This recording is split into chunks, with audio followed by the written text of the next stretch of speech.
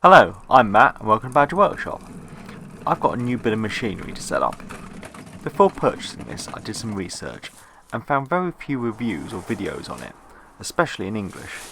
So I've never done one of these before, but I thought I'd do an unboxing and putting together.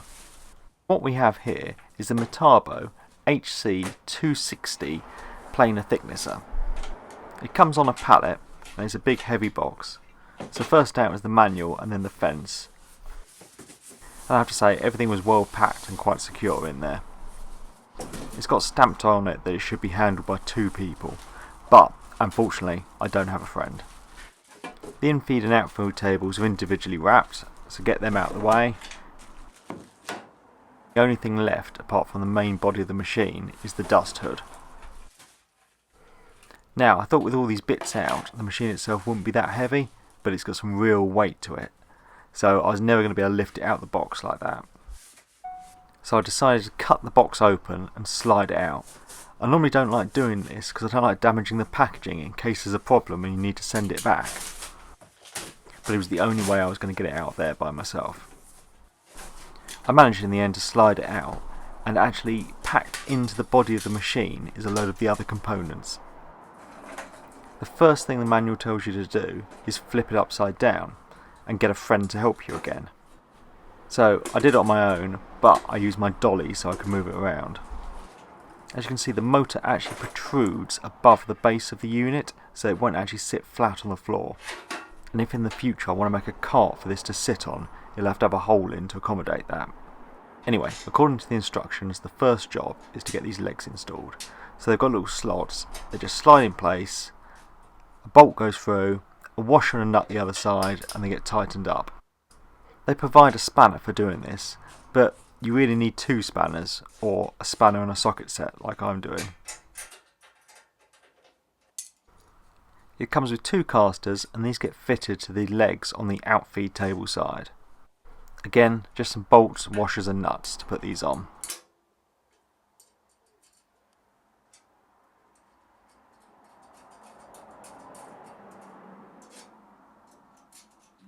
Each of the legs get one of these rubber cups. They just slip on and I can see them coming off in the future, but you never know. The table had a lot of grease on it, so before I went any further I thought I'd clean that while I have good access.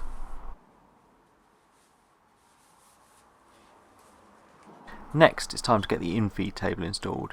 You've got these 4 bolts that have Allen heads, and they provide an Allen key. In fact, they provide 3 sizes of Allen keys and 3 different spanners. So on that first side you saw the bolts come off and that plate, as on this second side only the bolts come off.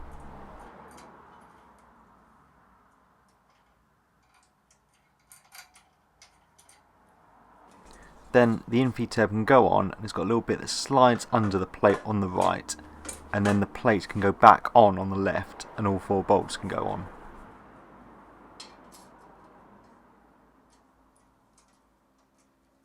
Next is to get the height adjusting rod on for this table, and this is where things get a bit more tricky. As you can see in the manual, that's it, one little picture, no instructions.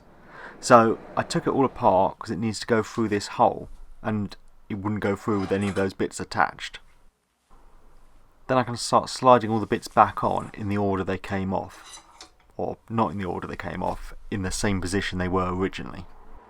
As I say, the manual is completely unclear on what to do here. So I think you've got 3 of these locking bits. 1 locks on the end, and then 2 lock onto a little bit on the table further down.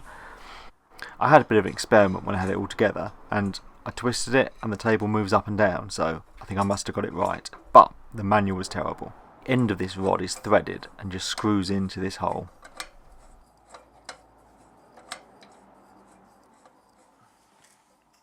Next it says fit the handle to raise and lower the table, so you have to put this bar in that's got a key, a flat spot that this Allen key tightens down onto, and then you've got a long bolt with a Phillips head that goes through.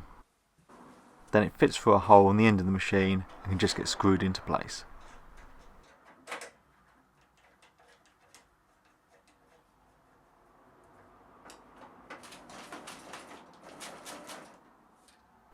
you've got this bit of aluminium profile that the dust hood slips into. The profile spins, so you just need to move it to get in the correct position. Then you have 4 self-tapping Phillips head screws that go through the dust hood into this aluminium profile.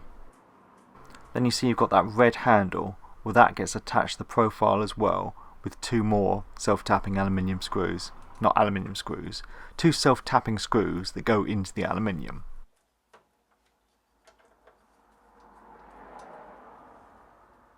Next, the manual talks through several stages of how to put the fence together. But my fence was completely put together inside the box, and the packaging was designed to hold it like that, so the manual must be out of date. So that just slid on nice and easy. Next, we're going to get the outfeed table on.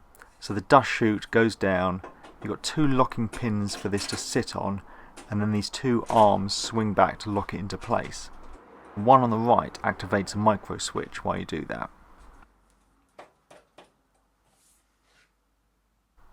The power switch was just hanging loose.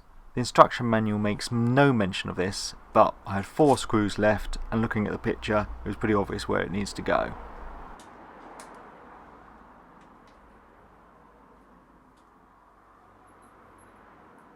The instructions also made no mention of how to mount this cutter head guard.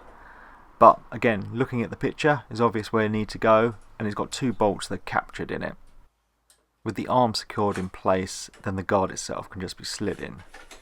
At this point, it's all done, so I pressed the green button and nothing happened.